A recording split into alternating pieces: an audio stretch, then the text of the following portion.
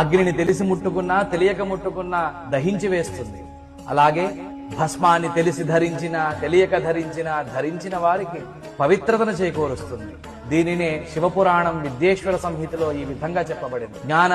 జ్ఞానతో వాపి వహ్నిదాహ సమం యథా జ్ఞాన ధృతం భస్మ పావయేత్ సకలం నరం.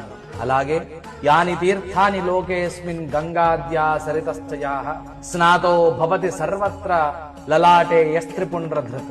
ఈ భూమిపైన గంగా మొదలగు పవిత్ర నదులు ఎన్ని ఉన్నాయో వాటన్నిటి యందు స్నానం చేసిన పుణ్య ఫలితము భస్మమును 3 రేఖలుగా ధరించడం చేత కలుగుతుంది. త్రిపుండ్రం కురుతేయస్తు భస్మన విధిపూర్వకం మహాపాతక సంఘాతైర్ముచ్యతే చోపపాతకై.